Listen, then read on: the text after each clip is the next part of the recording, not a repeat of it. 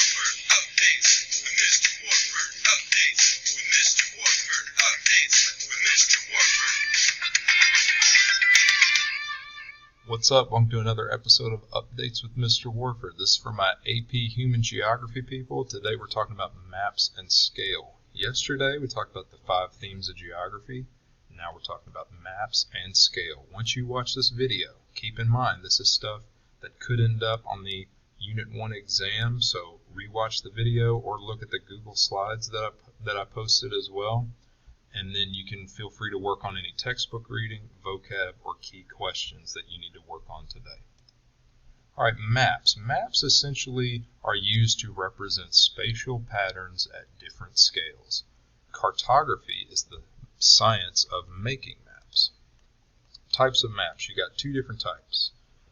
Reference, those show where things are and general info about places, and there's 2 different subcategories of those. Political, which show political boundaries like cities, states, countries, and then physical, which show things about the Earth's landscape, so like mountains, rivers, things like that. Thematic maps, on the other hand, show distributions of human activity or phenomena, and there's different types that we're going to talk about tomorrow. Choropleth, dot, proportional symbol, and isoline. And if you're like, I've never seen those words in my life, don't worry, we're going to learn more about it. So here's the difference between a reference map and a thematic map. So these are both maps of Texas, right? Look at the reference map. It has highways, city names, it has the states that border Texas, okay? Something to refer to, a reference map. So if I was going to go on a road trip, I'd probably need this map. A thematic map, on the other hand, this is also Texas, but this is showing where the percent of people who are 65 years and older live in Texas. So it's showing some kind of human phenomenon with data. Scale, this is where we're going to kind of park it today for the rest of the video, is scale. Scale is just the ratio between the size of things in the real world and the size of something on a map. When we take a map, we're trying to take something huge and scale it to where we can better understand it and look at something in front of us. So for instance, if I was somewhere in a downtown area and didn't know where to go, I'd probably pull out my phone or some kind of folded up paper map in my car instead of carrying around one of these, right? You're not going to put this in your back pocket. A silly example that I use a lot in my classes is if I was going to make a map of my house, it wouldn't make sense for me to cut out a giant piece of paper the size of a house, right? I'd need to scale it down in some way so that I could better understand it. That's all scale is.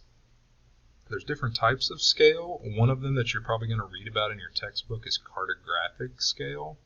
And that's whenever you see a map and you see these bars and these numbers here, that's cartographic scale. And it can be communicated in different ways.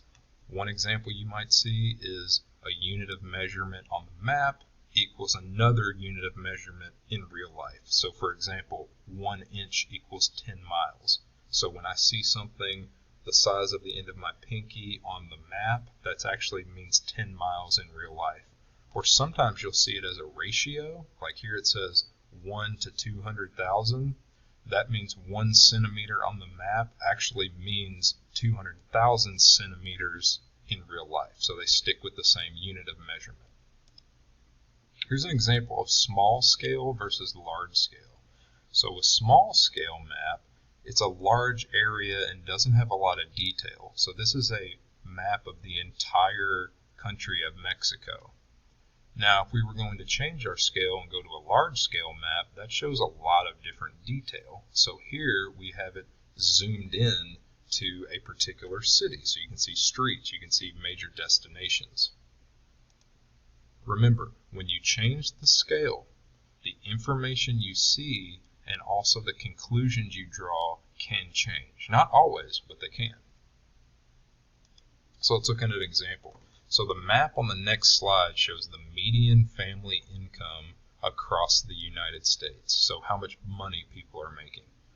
For this scale of the map, we're going to focus on the Washington, D.C. area. And that area, you'll notice on the map, is solid black, meaning that the people living in that area make a fair amount of money per year. Okay, so let's look at this map together. So this is kind of where DC is. I tried to get the circle as close as possible, but you'll notice this whole area is dark, meaning that people, if you look at our key here, people in this area have a high median income. But what happens when you change the scale? Okay, the map on the next slide is going to be more zoomed in. And see if you can spot a pattern, because the detail gets more specific. Okay, so this right here where my cursor is downtown Washington, D.C. What you'll notice is all those black spots or those dark spots that we saw on the other map, they're actually kind of located outside of the city. So if these are like the city limits, so technically these people still live in Washington, D.C., but they're not actually in downtown Washington, D.C. So what you can gather from this map is that people actually in the city don't really make a lot of money compared to those outside of the city. And now that's not the same, to a person. I'm sure there's wealthy people that live in downtown Washington, D.C. too. But this map and this map kind of tell a different story, right?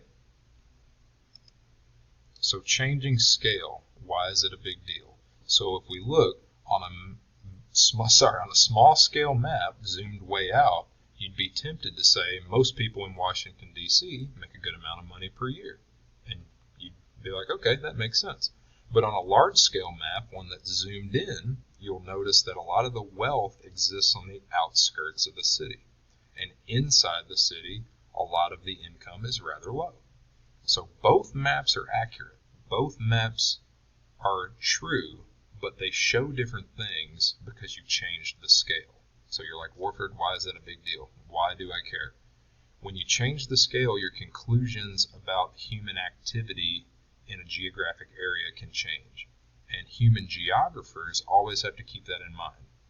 That when you change the scale, you could misinterpret something or have a misunderstanding of a phenomenon that you're studying. And remember that scale can be local. My webcam is cutting it off, but remember scales can be local, regional, national, and global. So something to keep in mind when we're going forward, and when we refer to scale, we're going to look at things that happen, and we're going to look at it at different scales through maps, okay?